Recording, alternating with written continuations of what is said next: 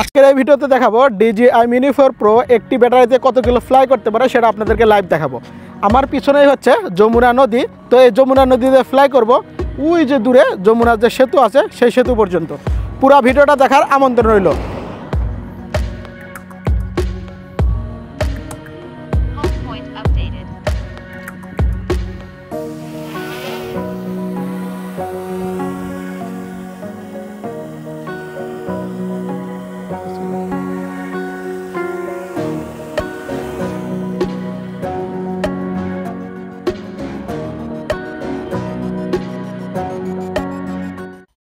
আল্লাহর নাম নিয়ে ড্রোনটা ফ্লাই করে দিলাম। আজকে একটি ব্যাটারিতে কত কিলো ফ্লাই করা যায় আমাদের টার্গেট আছে। আমরা এখন যমুনা নদীর পাড়ে দাঁড়িয়ে আছি। এখান থেকে দূরে, অনেক দূরে, এখান থেকে ক্লিয়ার দেখা যায় না। ওখানে যমুনা সেতু আছে, যমুনা রেল সেতু আছে, সেই পর্যন্ত পাঠানোর টার্গেট। দেখা যাক কত দূর যেতে পারে। প্রথমে আপনাদেরকে এখানে যে ডিসপ্লে আছে স্ক্রিন রেকর্ড, সেই স্ক্রিন রেকর্ডের সাথে আগে আপনাদেরকে পরিচয় করিয়ে দিই।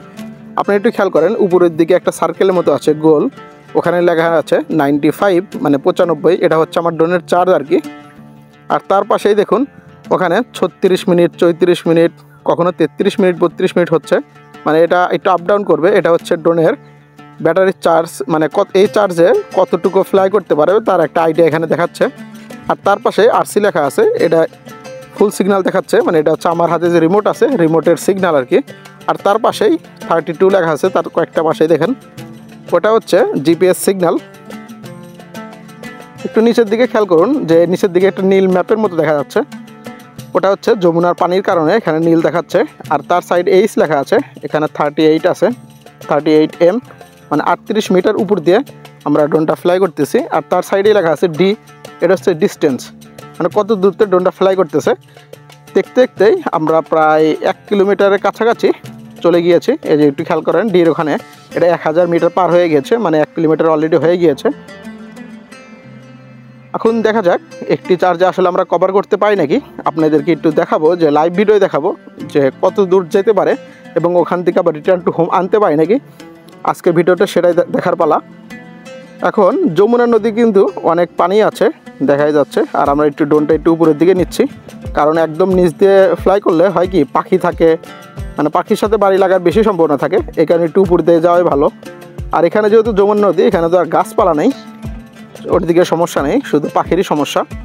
আর আমরা কিন্তু দেখতে দেখতে প্রায় 1.5 কিলোমিটার মতো হয়ে গেল।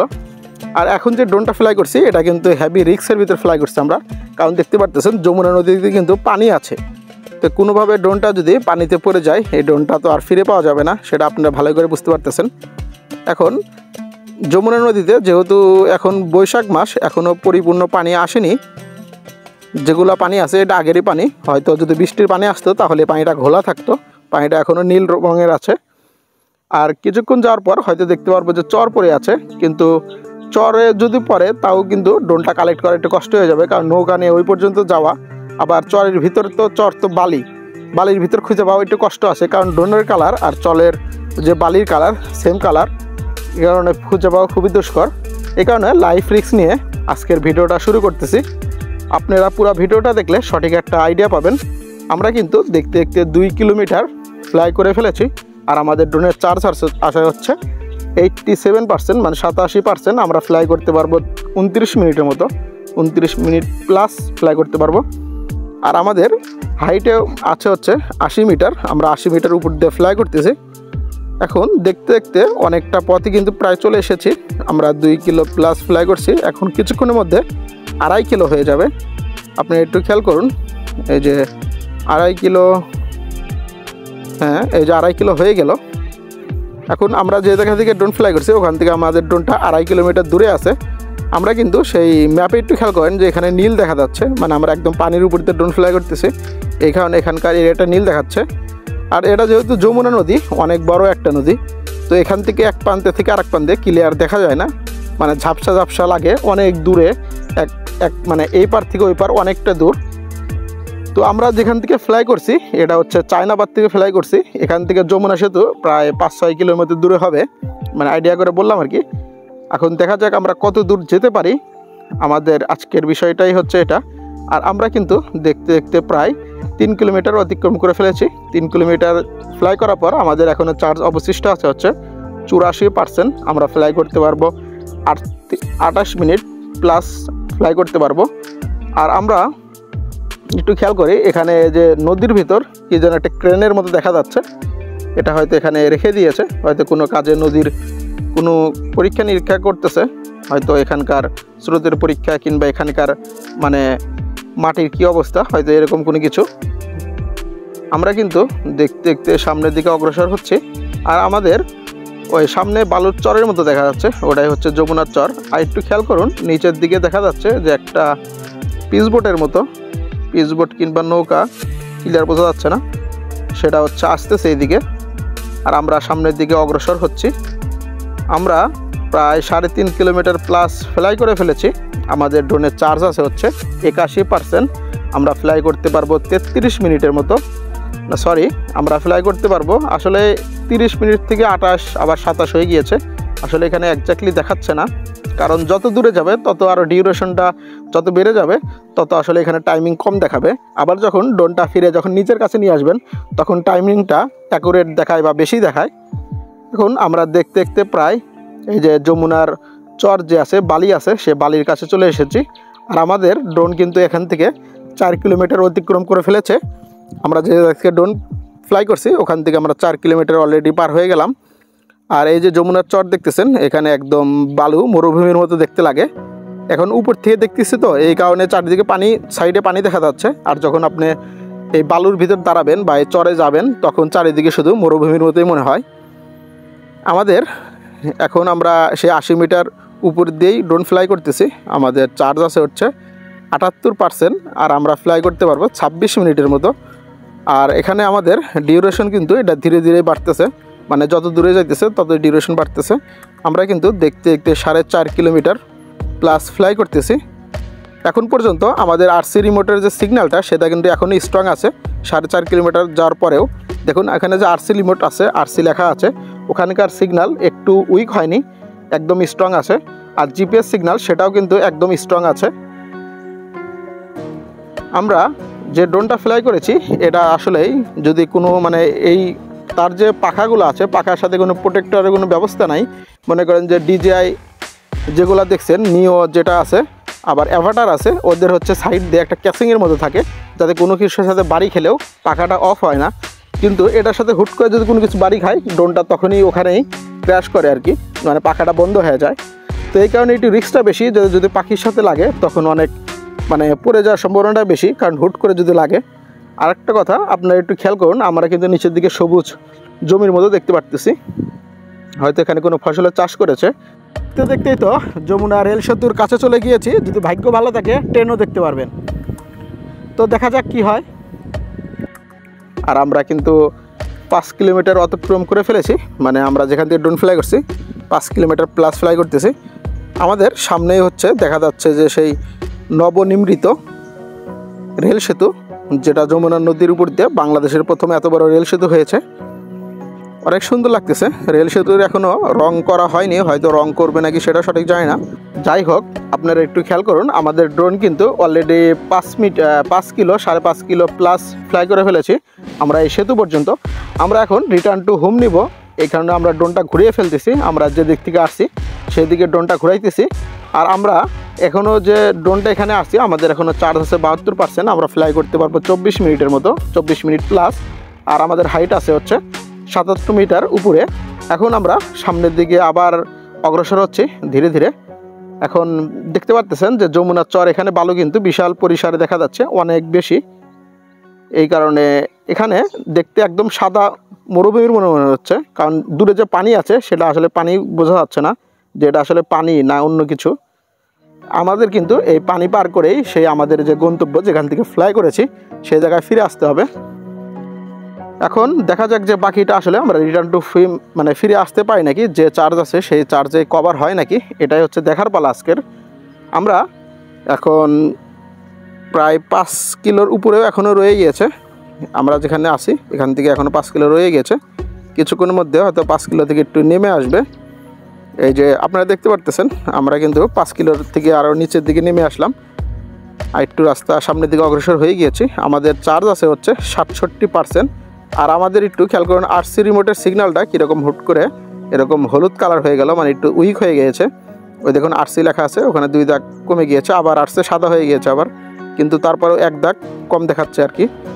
আমাদের চার্জ আছে হচ্ছে 66%। আমরা ফ্লাই করতে পারবো, এখনও 19 মিনিট দেখাচ্ছে, কিন্তু এটা কিছুক্ষণ আগে 16 মিনিট ছিল, মানে এটা ভ্যারি করতেছে, অনেকটা দূরে আছে তো এই কারণে আর এক্স্যাক্টলি দেখাইতে পারতেছে না যে আসলে কত দূর যেতে পারবে বা কত টাইম ফ্লাই করতে পারবে।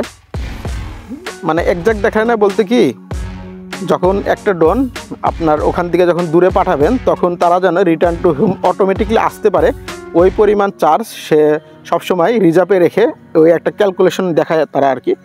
তো এটা কোনো সময় বেশি দেখায় কম দেখায়, যখন বেশি কাছে থাকবেন তখন একটু ক্যালকুলেশনটা বেশি দেখাবে, মানে ডিউরেশন দেখাবে যে অনেক বেশি ফ্লাই করতে পারবেন, কারণ ওখান থেকে ওখানে রিসিভ করতে আপনি কোনো ঝামেলা হবে না।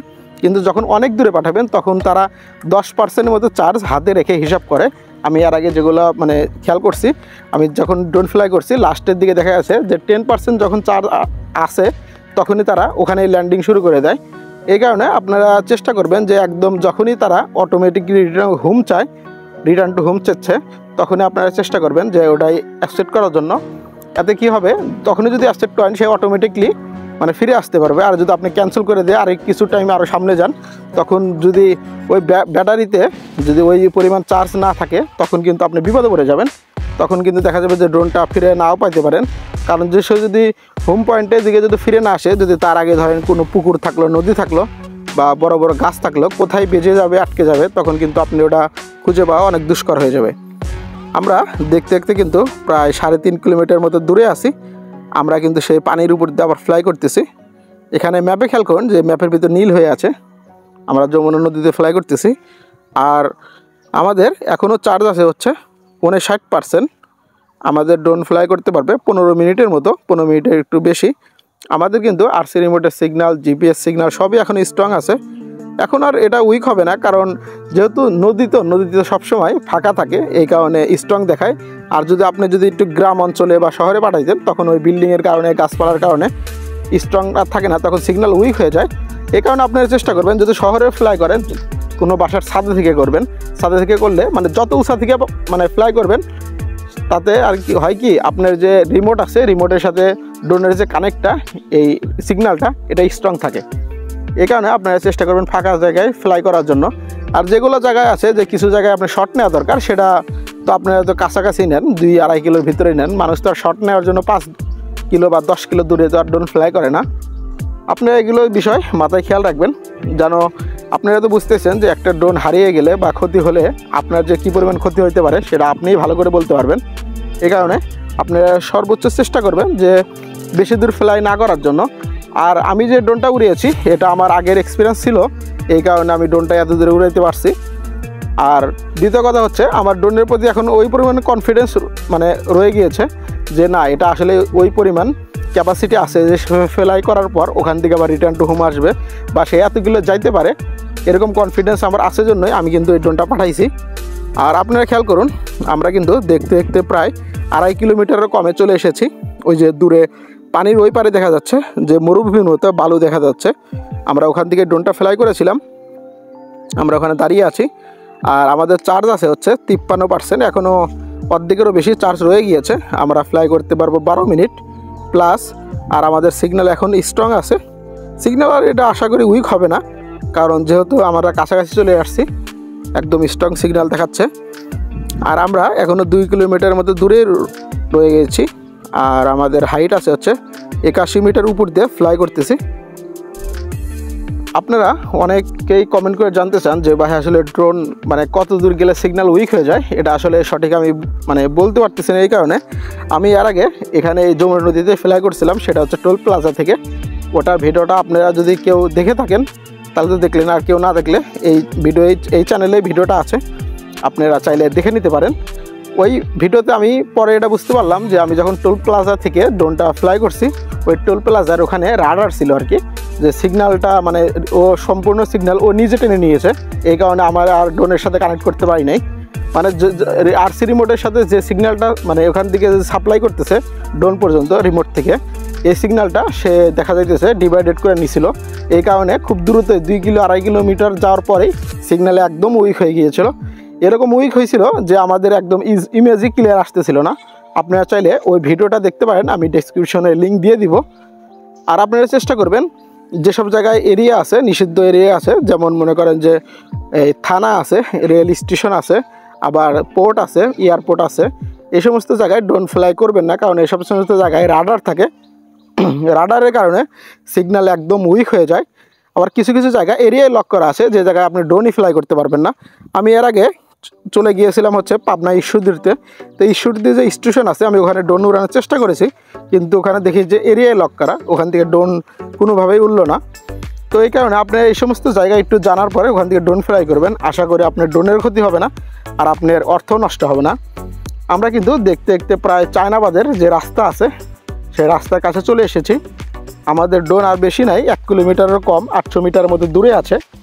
আর আমাদের চার্জ আছে হচ্ছে 43%। আমরা ফ্লাই করতে পারবো 13 মিনিট। দেখেন 13 মিনিট থেকে 14 মিনিট, আবার 15 মিনিট হয়ে গেছে, 16 মিনিট। মানে যখন ড্রোনটা কাছে নিয়ে আসবেন তখন এই ব্যাটারি ডিউরেশনটা বেড়ে যায় আর কি। দেখা যাক আসলে কত পার্সেন্ট চার্জ টিকে, আমরা কত পার্সেন্ট চার্জে আমরা রিসিভ করতে পারি, সেটাই হচ্ছে দেখার বিষয়। আমরা সামনের দিকে অগ্রসর হচ্ছে। আমাদের ড্রোন কিন্তু আগে যে উপরে ছিল, উপর থেকে আমরা ধীরে ধীরে নিচের দিকে নামিয়ে নিয়ে আসছি, কারণ যেহেতু ড্রোনটা রিসিভ করতে হবে। আর উপর থেকে এত উপরে রেখে লাভ নেই, কারণ ফুটেজটা ভালো দেখা যাচ্ছে না। একটু নিচের দিকে নামাইলাম, রাস্তাটাও দেখা যাচ্ছে যে রাস্তাতে লোকজন হাঁটাহাঁটি করতেছে। আমরা প্রায় 300 মিটারের মধ্যে দূরে আছি। আমাদের চার্জ এখনও 40% অবশিষ্ট রয়ে গিয়েছে। আমরা এখন ড্রোনটা রিসিভ করব কিছুক্ষণের মধ্যে। ড্রোন রিসিভ করার পর আপনাদেরকে আসলে দেখাবো যে আসলে কত পার্সেন্ট চার্জ থাকে। তো আসলে চার্জ তো এখনও 40% আছে, হয়তো 35%-এর মধ্যে টিকবে আর কি রিসিভ করার আগ পর্যন্ত। আমরা দেখতে দেখতে পাই কিন্তু ডিস্টেন্সে যে চলে এসেছি।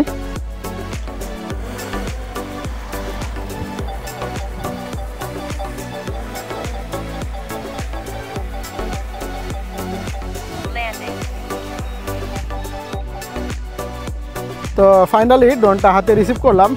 অনেক ভয় পেয়ে গিয়েছিলাম যে আসলে রিটার্ন টু হোম আসবে নাকি, কারণ আপনারা তো বুঝতে পারতেছেন যে পিছনে নদীতে পানি আছে, পানির ভিতর পড়ে গেলে যে এটা আর খুঁজে পাওয়া যাবে না, এটা সকলে ভালো করে জানেন। তো ড্রোনটা অনেক গরম হয়ে গিয়েছে, অনেক দূর ফ্লাই করেছিলাম। আর আমার রিমোটে এখনও চার্জ আছে হচ্ছে 38%। আপনারা ড্রোন সম্বন্ধে কী ধরনের ভিডিও দেখতে চান সেটা কিন্তু আমাকে কমেন্ট করে জানাতে পারেন। আমি ওই ধরনের ভিডিও আপনাদের মাঝে আপলোড দেওয়ার চেষ্টা করব। আমার ড্রোন ফ্লাই ভিডিও আপনাদের কাছে কেমন লাগলো সেটা অবশ্যই কিন্তু কমেন্ট করে জানাবেন। এবং আমি যে রিস্কটা নিয়েছি এই রিস্কটা আপনারা নেবেন না, কারণ পানিতে যদি পড়ে যেতে এই ড্রোন কিন্তু আর ফিরে পাওয়া যেত না। এই কারণে আমি বলবো যে এরকম রিস্ক না নেওয়াই ভালো। আমার ভিডিওটা যদি আপনাদের কাছে ভালো লেগে থাকে আমার চ্যানেলটিকে সাবস্ক্রাইব করে দিবেন, ফেসবুক থেকে দেখে থাকলে ফলো দিয়ে দিবেন, ফ্রেন্ডের সাথে শেয়ার করবেন। দেখা হচ্ছে নেক্সট ভিডিওতে। ভালো থাকবেন, আল্লাহ হাফেজ।